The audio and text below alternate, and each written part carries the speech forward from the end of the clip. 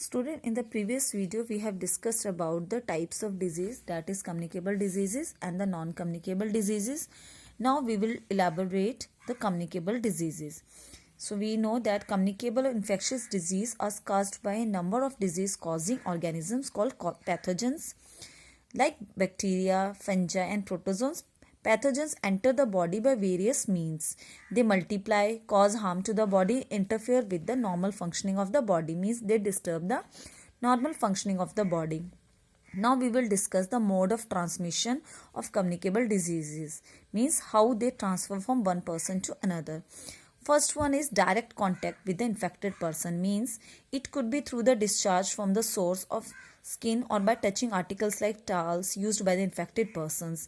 Example, common cold, conjunctivitis or flu. Common cold, flu are generally causes the blowing of nose, fever, headache, etc. Conjunctivitis means the eye flu. Eye flu is also known as a conjunctivitis. It causes the redness or swelling of the eyes. Then through air, means communicable disease can be caused through the air. They are called the airborne diseases also. They are also known as the droplet infection. The sneeze, cough and spit of an infected person is laden with the bacteria and virus. So generally students, we know that when we sneeze we should cover our mouth.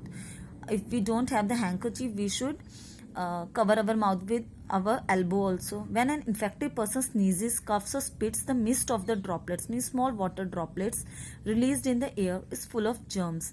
A healthy person can get the disease by inhaling such air, means the nearby people, those who inhale the air which contain the droplets of the infection, they also get the diseases. Examples, most respiratory infections like cold, flu, pneumonia and tuberculosis.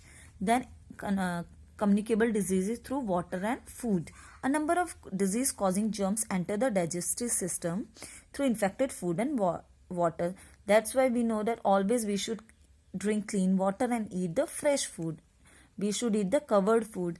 They cause gastrointestinal infections. Water get contaminated when people defecate near the source of water or when feces get washed away by rainwater in the water source.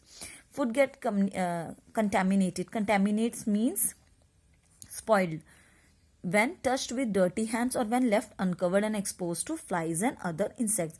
So always remember, we should not eat the food from the vendors who have not covered their food and they have not washed their hands. Example, cholera, typhoid and polio. Then communicable disease through carriers like insects. Some of the disease causing germs get transferred from diseased person to a healthy person through carrier like insect. For example, the female anopheles and Aedes mosquitoes and the housefly, they are the common carriers of disease.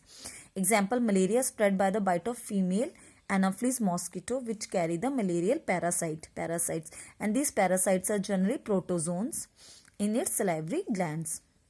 So when it bites the infected person, then again it sits in the healthy person's body, and when it bites the healthy person, the saliva glands release the saliva, and along with the saliva, protozoan enters in the body of the healthy person.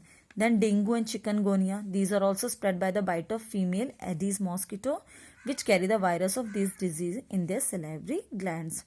Then houseflies also pick up the germs on their feet and mouth parts as they sit on the excreta, decaying food. Decaying means spoiled food, and the garbage means they sit, generally the houseflies you can find in the near the dustbin. So they carry the germs from there and spread to the healthy person. They spread a number of disease like cholera, typhoid and dysentery.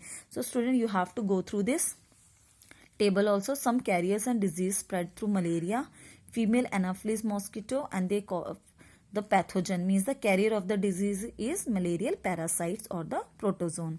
Then dengue and chikungunya, female Aedes mosquito, they cause the dengue virus. They have the pathogens of dengue virus and chikungunya virus. Then typhoid, cholera, they are generally carried by housefly, and disease causing bacteria are there.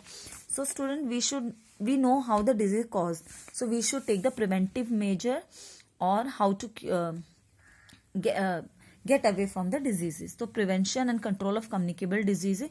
So basically good personal and public hygiene. You know that nowadays in the TV, mobiles, you get the lot of messages. We should cover our mouth and nose. So basically we should use the mask. Eat proper heated and freshly cooked food. We should not eat junk food, but we should eat properly heated, freshly cooked food. Drink boiled and safe water. Then our environment should be clean. Destroying carrier of the disease. So generally we should destroy the carrier of the disease, means disease spread through the mosquitoes. So generally we should take the preventive measures. We should not allow the water to be filled near our surroundings. Kerosene should be put on the open drain to kill the mosquito, because the larva generally grows on the surface of the water. So if oil layer is there, so they will not grow. The fumigation of house and open drains help to control the breeding of the mosquito. Then vaccination. Certain disease can be controlled by taking vaccination, such as chickenpox vaccination, measles, typhoid, hepatitis. These vaccines also control the disease. So student, you have to go through these, you learn the definitions also, and you should search in the internet also different types of communicable diseases, how they are caused, how we can take the preventive measure to get away from the disease.